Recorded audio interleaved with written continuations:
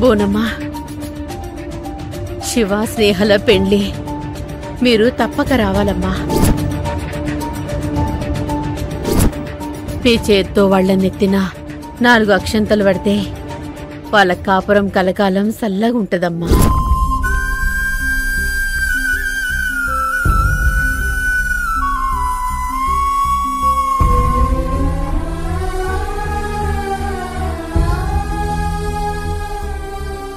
అన్నీ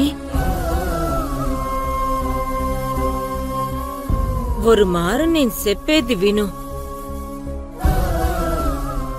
రుక్మిణి అక్క కోసందా అర్జున్ కావేరి చేసింది తప్పే. కాని శివా స్నేహాలు ఏం చేసినారన్నీ? వాళ్ల మీదెందుకు కోపం? అవును భువన, శివా స్నేహలు రుక్మిణికిష్టం లేకపోయినా కావేరి ఆర్గానిక్స్ పూజకు కూడా వచ్చి నీకు క్షమాపణలు కూడా చెప్పాడు కదా. అవునన్నీ, మనం పోకపోయినా అర్జున్ కావేరీలు వెళ్లడం కరెక్టే కదా.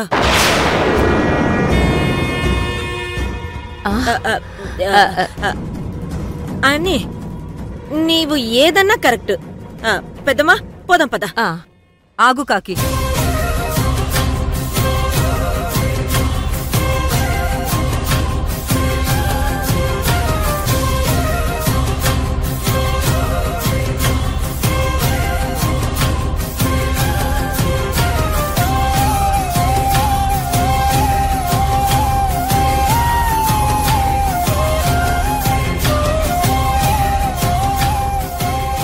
కాకి, ఇది శివ స్నేహాలకివ్వు.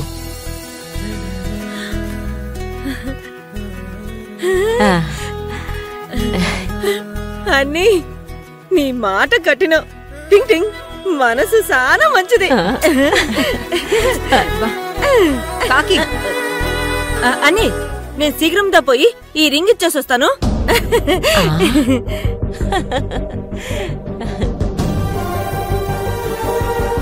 భువన, రుక్మిణి కుటుంబం మీద ఇంత ప్రేమ పెట్టుకుని నిన్న రుక్మిణి ఫోన్ చేస్తే ఒక్క మాట కూడా మాట్లాడకుండా అలా పెట్టేసేవేంటి తల్లి?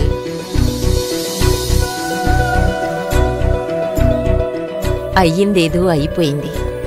ఇకనైనా కావేరి అర్జునులతో మాట్లాడు తల్లి. అత్తయ్య,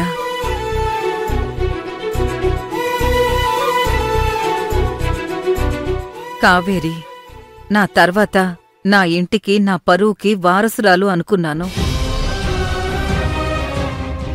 తల్లి జైల్లో ఉందన్న మమకారంతో ఆ యమజకి లొంగిపోయింది.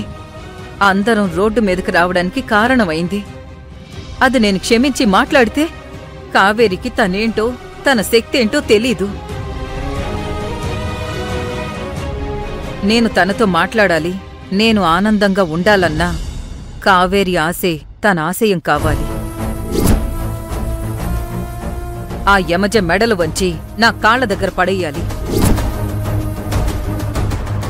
భువనేశ్వరి ఇండస్ట్రీస్కి ఓనర్గా అర్జున్ని కూర్చోబెట్టాలి. పోయిన పరువు, మర్యాద తిరిగి తీసుకురావాలి.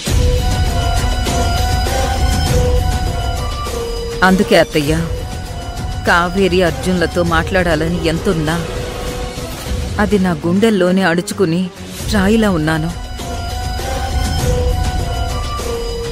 నేను మౌనంగా ఉంటున్నది కావేరి గెలుపు కోసం.